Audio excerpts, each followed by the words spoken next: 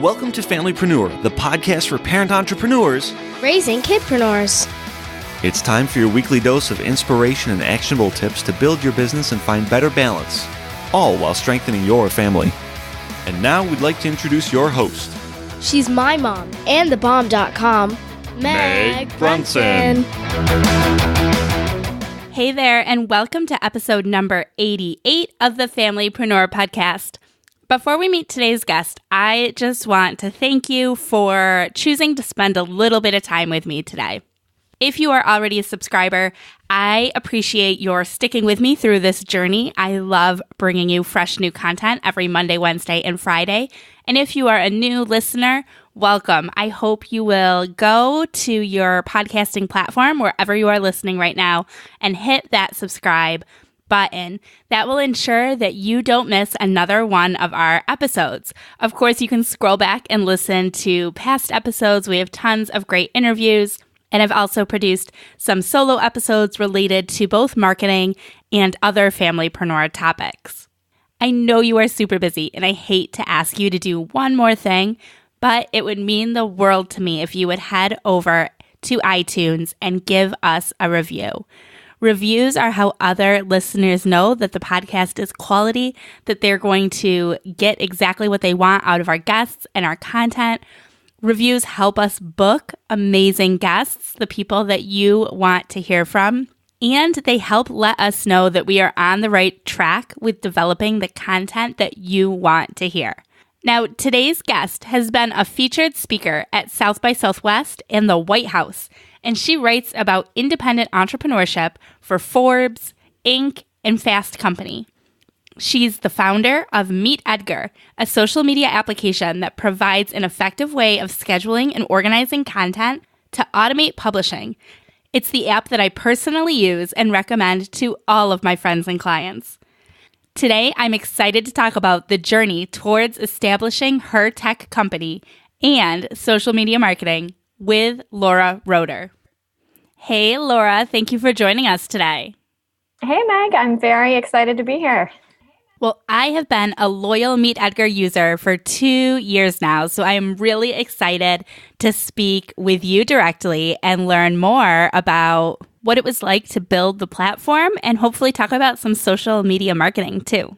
Yes. Thank you for being a customer, and it's always fun to talk to someone. Sometimes if people haven't used Edgar before, I feel like, no, I promise, just use it. You'll see how amazing it is. So it's nice to talk to someone who knows firsthand.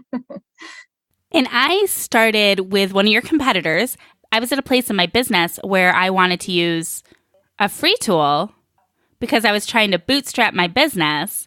And it was a tough decision to invest and make the move for a paid tool. But it was so worth it. So we'll dive deep into that too. So as parents and entrepreneurs, one thing that really unites us all is that we're so busy. And we know that social media is important, but it can also be a huge time suck. There are so many different channels, and you want to post so often. And I know that Edgar solves this problem for everybody, but can you share the story of where the idea came from and how you actually pulled the business together? Yeah. So I've been in the social media space for as long as it's been around. I started out my career creating websites for businesses. And when social media became a thing, my clients would talk to me about how they could use social media. So before I launched MeetEdgar, I was doing social media training and social media consulting. And basically my aha moment was we all spend so much time creating blog posts and podcasts, this core content that promotes our business. And social media is this amazing channel to spread that content. But it's so common to write a new blog post and send it out once on social media when it first goes live. Maybe you remember to do it a few times that first week. I mean, this was true in 2008, and this is true in 2018, 2019. It's still the same way.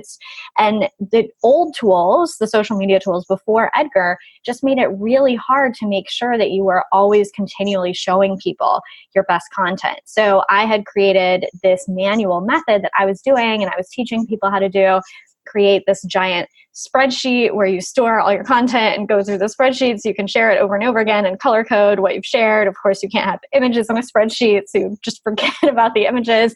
And it just really didn't make sense to me that my social media tool wasn't doing this for me. Why was I paying for a social media tool that didn't store this organized library of my updates? Why did I have to do that myself in a spreadsheet? It really didn't make any sense. So that's what really sparked the whole idea for Edgar. Edgar is a tool that stores your content in an organized, color-coded library, and then you can repurpose that content. So you can either send out the exact same update or a variation of your update. Now we even write updates for you, which is really cool. You can put in a blog post and we automatically pull a few good key snippets so you can have your status update all ready to go. So yeah, MeetEdgar is really for people who are content creators using content marketing to promote their business. And then Edgar handles putting that content on social for you. And you're so right. Those techniques, that spreadsheet technique, I still see it being used today. Yeah. I know somebody who still teaches that. And every time I see it, I'm like, but why? Like, how much is your time worth that you would rather spend all of that time not only just putting the spreadsheet together, but then going through the process of executing it and referring to it over and over again, where you've got a tool that's affordable that does it for you. Yeah. And, you mentioned that there was a time where you made the leap from a free tool to our paid tool. And I think that's very common for our customers. A lot of people when they're first starting in social media, are starting to promote their business on social in a serious way. It's like, okay, well, I'm just going to use a free tool and see how far I can get. But yeah, MeetEdgar costs $49 a month. We do have a code. I'll just mention that now for anyone listening. If you enter podcast in all caps, you can get your first month free. So don't even have to pay anything for the first month. And yeah, it's very rare that wouldn't be worth it for someone to pay $49 and have their social media really just done for them month in and month out. It's if you're not doing it yourself, a lot of people also hire a virtual assistant to help them with this, which it costs a lot more than that. And there's just, especially in the Familypreneur podcast, like, would you not rather be either working or spending time with your kids, one or the other? Like, surely copying and pasting updates to Twitter is not the thing you want to do most. Right. And for me, I have a VA, and it's way more expensive to have your VA do social media without MeetEdgar than it is to have them help you with your social media with MeetEdgar. So even with a VA, MeetEdgar is a tool that helps keep costs low. Right. And I love personally that it attaches to your RSS feeds. So it automatically pulls in all my podcast episodes, all my blog posts. And then once a week, I go in and approve the posts, edit them, clean them up, get them ready to go. And boom, done. It takes minutes instead of hours. And yeah, that's a good point. Some people like to have that last step of approval. The way I use Edgar, I'm super lazy. So I just have my RSS connected. Edgar just pulls from the RSS, just handles the whole thing for me. And I don't even go in and approve it. So yeah, you can do it either way. I think you can set up Edgar to be like super automated and super hands-off. Or if you do want to do, more review for you or someone else on your team, you have that option as well. Yeah. And if you are a social media manager, it's a complete no-brainer. Yeah. Because correct me if I'm wrong, but you can have 25 accounts, right? You can have 25 accounts, like mix and match, any type. So yeah. Yeah, that's amazing. So I know you were pregnant when you launched MeetEdgar. Was it your first pregnancy? Yeah. So I have 2 kids now. So MeetEdgar was launched in July 2014, and my son was born in January 2015. So the company was still, very new when he was born. I mean, it's funny, of course, after you have kids, you just think, oh, I had so much time before. I had kids. What did I do with all that time? So I was able to put a good amount of work in, before I had him and while I was pregnant, getting it built up. And I did already have, as I mentioned, I did a different business before MeetEdgar. So I did have a small team already in that business. And we started hiring for MeetEdgar as well. So I did have a small team that could run the business while I was away. And I did take a 3-month maternity leave, which, I think is great for an entrepreneur to be able to be fully off for 3 months. And then I worked part-time until my son was about 1. And now my second kid is almost 6 months, and I'm doing a similar thing. I took a 3-month leave with her, and then I'll be part-time. I'm part-time now, so probably for about a year again. Do you have any tips for the entrepreneurs out there who are expecting and would like to do the same thing, take a maternity leave like that? Honestly, I've never been in that situation myself. I've never been a full-time entrepreneur and pregnant. Yeah, I mean, it really depends on your business, right? So I think one of the most important things to say is don't compare yourself to anyone else, right? Everyone's situation is different. Some people's businesses are more established. Everyone's in a different financial situation, life situation. So, something's going to have to happen. Either someone else has to be doing the work for your business, or maybe you're in a business that you can pause for a while, which is another great option, especially if you're in sort of a client-facing business or a service business. You can absolutely tell your clients, we're going to take a little break for a while. I'm going on leave. Of course, the income isn't going to be there. And that's just something that you have to know and you have to plan for. So what I decided to do for me, since I did have that team in place, is just kind of set the pace for what was going to happen while I was on leave, sort of the general strategy of what the team was going to do. And then I left it alone. I wanted to be able to have that time just to focus on the baby and being a new mom and not stress about it. So I was totally out of the business, which I know not everyone can do and not everyone wants to do. I think some people find that more stressful, to kind of not be checking in.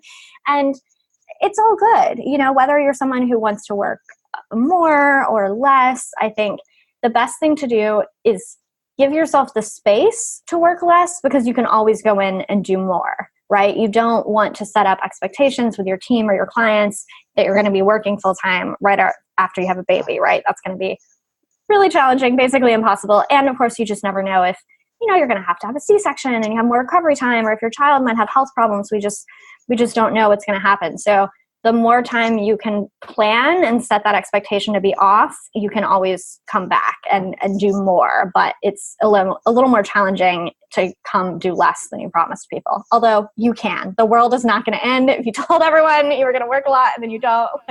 It's okay. It's kind of like being sick, like not to compare pregnancy to illness, but like last week I lost my voice and it's for a week. Sorry, guys, I don't have a voice, and life goes on. Yeah. And, I think that's another important thing to point out. I think, I don't know if this happens as moms, especially. I think we get really worried about being professional. And sometimes we feel like we have to hide our family or hide our motherhood. And first of all, having kids is not rare. Most people have kids. People understand. And I find that people are really, really understanding about it. I think it can be, if you're doing a call and your kid starts crying in the background, it can be really stressful and really embarrassing for you. But if you're like, you know what, you probably hear that baby crying, but someone's taking care of them, it's okay. Or you know what, I'm going to need to call you back in 5 minutes. It's fine. It's never seemed like a big deal to the other person that I'm talking to. So also just give yourself the space not to stress about that. Yes, I think that is such an important message. It takes time, but eventually we all come around to it. Because I went through that same transition of how will I be successful working out of my house with toys in the background and messes, and the door may be closed, but sometimes kids bust in. Right. But after a little bit, you get comfortable and you get used to it. And it works. Yeah, and I think it's great to have podcasts like this one that are kind of setting the tone for a new model and a new way to work. Because the reason that we feel weird about it is because we have this idea in our head that work means you sit at an office and here's what an office looks like and there's no children there and here are the hours that you work and here's how you dress when you go to an office. And that's not how a lot of us are working anymore. And I think it's important to talk about that, and it's important to see that and say there's so many ways to be successful. And it's, to me, something very admirable and something that I consider very successful to be able to work on your own terms and work where you want to and be able to spend the time with family that you want to. So going back to your launch with Edgar, did you ever have any doubts about timing? Mm-hmm. I feel like I would have overthought that. Mm-hmm. and probably told myself that I would wait until after the baby to launch it. So what made you pull the trigger during your pregnancy?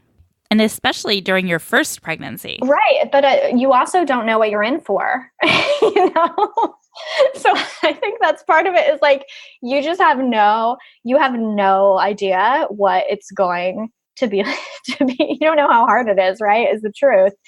And I really didn't, be it good or bad, I really never considered changing the timing because the way I thought of it was just like, okay, there's two, I've always known that I wanted to have kids and now it's happening. I had been an entrepreneur for a long time before I had my first kid. I guess at that point I'd already been an entrepreneur for, 6 or 7 years or so full time. So it's like, okay, I know that I work for myself. I know that I'm someone who has kids. Why would those things conflict? I mean, obviously those things you can't just go full speed ahead on both of them. Like there's only so many hours in a day, but they're certainly not mutually exclusive. So it's like, I'm an entrepreneur. And if I have kids, obviously I'm going to be pregnant sometimes. I'm going to be having a newborn sometimes. That's how it goes. So I really didn't consider changing the timing. And I mean, for me, it worked out great. So what are your tips for work-life balance? Obviously, it'll look a little bit different to everybody, but what works for you? So what works for me personally is definitely not trying to do two things at once. That was a big lesson I learned with my first baby that I've now taken to my second. I know some people, like there are some people that work for my company and they just have like the baby and the carrier and they're like typing away and they can totally do both. I found it really stressful to be doing any kind of childcare while I was working. Even when my kid was napping, I would think like, okay, he's taking a nap. I'm going to have an hour to work. Of course, they never sleep. Even if they sleep an hour every other time, like if you start something, they're not going to sleep an hour. It's just not going to happen. And so I found myself, I'm in the middle of something. He's woken up early. Now I feel really frustrated with him for waking up. And it's like, that's not a good feeling to feel angry at your 3-month-old baby for like waking up at the wrong time, right? That's not. Well, it's not the first time we've heard that. It's totally normal. Okay, good. So yeah, I found for me that I really needed clear childcare while I was working. So that can mean my husband, that can mean a nanny. Obviously some people do daycare. For us, we did either my husband or nanny. But yeah, for us, it works really well to have just like a really clear schedule of these are my hours that I'm going to be working. And during those hours, I am not in charge of the baby in any way. Someone else is in charge. And how old are your kids again? I know you said the youngest was 6 months old, but how old is your oldest? He's almost 4. I guess he'll be 4 by the time this airs. Okay, so he's still young, but has he expressed any interest in entrepreneurship, or does he help you out at all in the business? Does he understand that you're this big powerhouse CEO? No, absolutely not. I mean, the only thing he knows about it, because Edgar, we have like a cute character, an octopus. And so of course I have like the hoodie and the sticker and stuff with the character. So he knows that octopus is called Edgar. But so he'll see Edgar around the house, but he definitely doesn't know that it's a business. Sometimes if we ask him like what mommy does for work, he just I've told him like I'm the boss is what I do. So sometimes he'll say that, or he's usually just like, I don't know. But yeah, he doesn't have any concept of it yet. And kids only know what's normal to them. So he doesn't know how flexible our schedules are or how much we're home or whatever, because he doesn't have another family to compare it to. My husband and I actually talk about that all the time because we're both home and our kids go to traditional school, and I don't think they have any concept of how different our family is from everyone else's. They don't know how common it is for, daddy to be at work all the time. And so many kids, don't get to see much of one of their parents. So, I think he's had a great experience. And I hope that he's interested in entrepreneurship when he's older. My husband actually tells me, he'll be like, Laura, he doesn't have to be an entrepreneur. Don't force it on him. Don't tell him that's the only way. And I'm like, I won't. But then I'm like, but it is the only way. Well, I always joke around. I say, I'm not a Little League fan. I don't play softball or baseball. Oh. But I love business. And so on the weekends, I am their business coach. Yeah. So all of my kids dabble in some entrepreneurial things. Even my youngest, who's 3, does some voiceover work for my podcast. Yeah. And all the kids are working on their own podcast. So I wasn't sure if you had gone there yet with your kids, but maybe soon. No, I haven't yet. We'll see. We'll see if he shows an interest, I think. Yeah. So I'd love to shift the gears, if you don't mind, and go back to social media. So I love talking about social media, and I have a feeling you're going to love talking about it too. So when it comes to organic social media, I would love to hear your best tips for somebody who's just starting out, maybe, still under 100 fans or so, on how to grow your social media presence. Yeah. So, the way I think of it is there's kind of two core parts. There's the more static posting part, and then there's the engagement part of social media. So what I just said about distributing content, repurposing content, making sure you're going back to your old content and still sending it out. Edgar does it for you automatically, but whether or not you want to do the old spreadsheet or you have another method or use Edgar or whatever, that is still a really important concept. Every link is a way for people to discover you. And something we found through our Edgar customers is just the more you post, the more you're giving people those discovery opportunities. Because that's something that we hear a lot from our customers. People are like, oh my God, I started using Edgar and it's 5x my traffic from social media. I'm like, let me guess. Do you post 5 more times than you used to? Because now, the tool is doing it for you, right? It's just common sense that if we link to stuff more, we're going to get more clicks because we have just more opportunities, right? So you need to get that handled in an organized way that you are making sure to constantly share that valuable content, tell people who you are, tell people what you do, tell people what your business sells. I see people that are so afraid of quote unquote being pushy, being too salesy on social media that like people don't even know what you sell or what you offer. So make sure to mix that in as well. So that's sort of like a flywheel that you need to have going. And then the other part is the engagement. So this is the part that really changes, that I've seen change over the years. Basically, it's whatever the social networks are preferring that you do on them to show people more your posts. Basically, they all have stuff that they want you to do. And when you do that stuff, they're going to show people your account more. So right now, unfortunately for entrepreneurs, honestly, it's live. Like they're really Instagram, it's stories, right? Facebook wants you to do live on Facebook. And it all adds up. So when you do more of the live stuff that they want you to do, they're going to show more of all types of posts that you have. I do want to add the caveat that it can be really stressful and much too time consuming to try to chase every algorithm trend, to try to keep up with what Facebook wants you to do this week, because it does change a lot. So I would say don't let it be an obsession. If you read, just read the Edgar blog because we have you covered. Read the Edgar blog, just scan the headlines every month or so. You don't have to read the entire post. And that'll help you stay sort of up to date on what the social networks want you to do.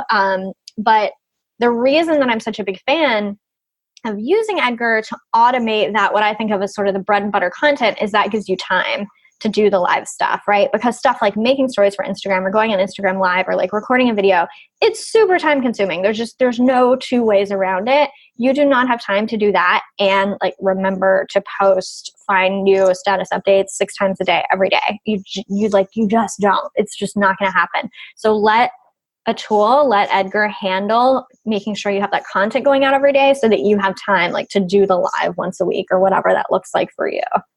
And that is exactly how I use it for the evergreen stuff. And I want to mention too, because it hasn't come up yet, that you can set expiration dates. Right.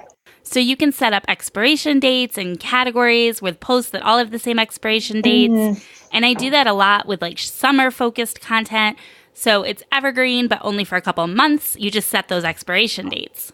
And then it's really easy at the next season to just go back and change all those dates. And you talked also about having promotional content. Yeah. And I have promotional content folders so that I can control how frequently the promotional content gets set out as opposed to other types of content. So Edgar sets up all that stuff for me. Yeah. And then my time on the actual platform is spent engaging and interacting and going live and just kind of sharing things I find on the fly. Stuff like that is so important, and it's really quick to do. And again, that's why I think you should be we only have limited time. So, I always say, let software do what software can do so that you can do what only you can do. So software is great at sending out status updates, right? No one knows or cares if your Facebook update was typed in on your phone or typed in on your computer, or this tool sent it or that tool sent it. Like, all that matters is the end product, the content of the update. Software is great at that. What software is terrible at is forming relationships with other humans, right? Like, there's someone in your audience that comments a lot and you notice them and you're like, oh, it's you again. And I know who you are and I have context about you, right? Or obviously recording a podcast or recording a live video, software cannot do that for you. So anything that you can automate, you should automate. And then you can really spend your time, doing that. Whether it's content creation or relationship building, sharing other people's content, all that stuff is really important. I would love to know what your official response and answer is to the people who question using a third-party tool because they've heard that you'll get more reach by posting organically to Facebook. Yeah. So, as you can guess, it's something that we do get asked a lot. It's really interesting. So obviously it's something that we're really interested in the research on. And there have been a few companies that have done like more in-depth studies tracking it. No one's actually ever been able to find a consistent trend around it. And what a lot of people don't know about Facebook is that there isn't even just one Facebook algorithm. It depends on the type of page you have. They literally change it daily. So it's definitely not accurate to say all posts, posted by tools do worse than posts that you type in live. But some people notice anecdotally that that seems to be true on their page. So if that's something that you've noticed, what I would say is you kind of have to look at which is getting you more traffic and a better end result, right? So if you are posting by hand and it's reaching 10 people, but you only have time to do it once a week. And if you're posting with a tool and those posts are only reaching 5 people, but the tool does it 20 times a week, which one gets you more traffic in the end? So I think you just have to be realistic about your own schedule. Even if it was true that everything did better when you put it in by hand, do you have time to do that? Also, if you do have time to do that, is that really the highest ROI on your time? I would guess not. I would guess you have better things to do in your business. So I think it's easy to honestly, it's easy to kind of use that as an excuse if you're nervous about social media to be like, oh, maybe I shouldn't use tools because it's not going to show. Try it out. You know what I mean? Nothing is permanent. If you're worried about using a tool, try a tool for a month.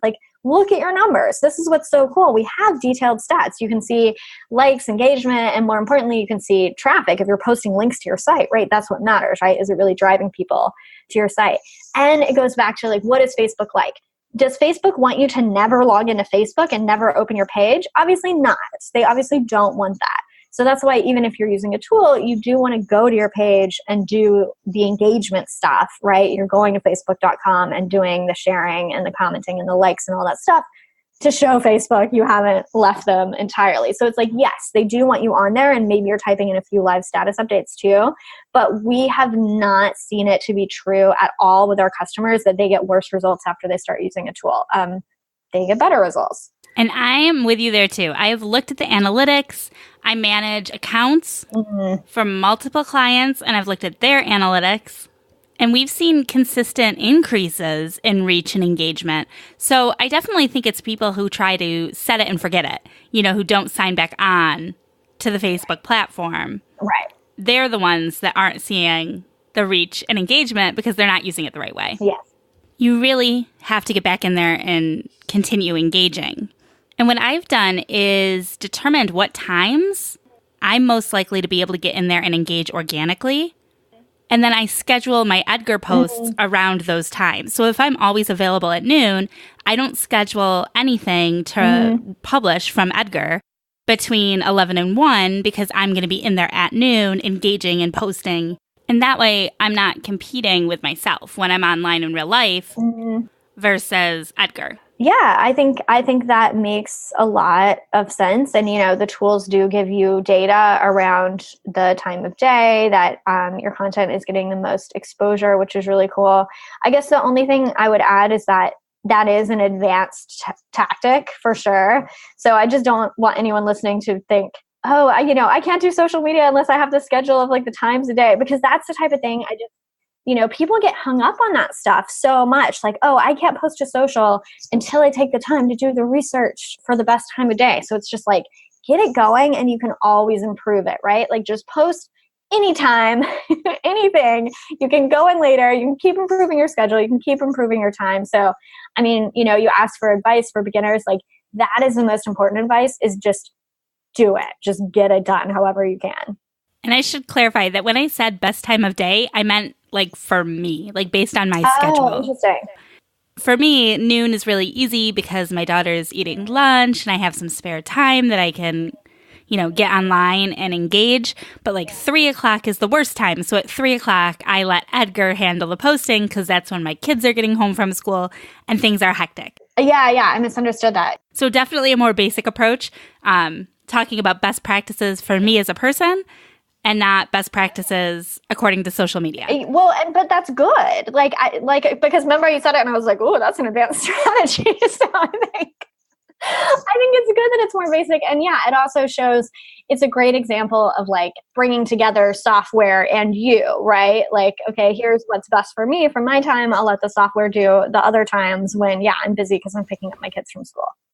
Well, Laura, this has been absolutely amazing. So much fun. I know you mentioned offering a free month of MeetEdgar, which is amazing. Can you remind me of what the code was? Was it podcast singular or podcasts plural? Podcast singular. It's podcast in all caps. So if you go to MeetEdgar.com, go through our checkout process, you'll see a place for a coupon code and you just type in podcast in all caps and that lets us know that you came from a podcast and you will get your first month free. Which I totally encourage everybody to try out. There's no risk there and you can save some time this month. Yes, you got nothing to lose. And, I want to mention too that we have an amazing customer service team of real humans that are very responsive and very knowledgeable about social media. So if you use the coupon code and then you decide you want to cancel, we're not going to be like, can you fax us your cancel? Like, you just email. It's super easy. We'll take care of it for you. And it also, if you want any help on your social media strategy, if you have any questions, like not only about the tool, but just about best practices, we love helping people with those types of questions. That's amazing that you offer that as well. Now, is there anywhere else that our listeners can learn more about you and MeetEdgar? MeetEdgar.com is the best. You can also find my personal Twitter at LKR. Well, thank you so much. This has really been such a pleasure, and I'm glad that we had the opportunity to connect. Thank you. You can find all of the links mentioned in this week's episode and the show notes at megbrunson.com/88.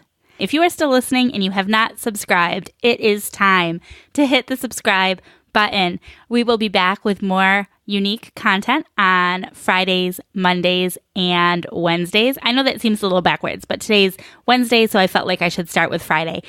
We produce content Monday, Wednesday, and Friday for parent entrepreneurs raising entrepreneurial kids. If you have any questions about social media, another great place to connect is the Familypreneur community. It's our free Facebook group, and you can access that group at familypreneurcommunity.com. I would love to meet you. Until next time, I hope you have a great day, and I look forward to talking to you soon. Bye.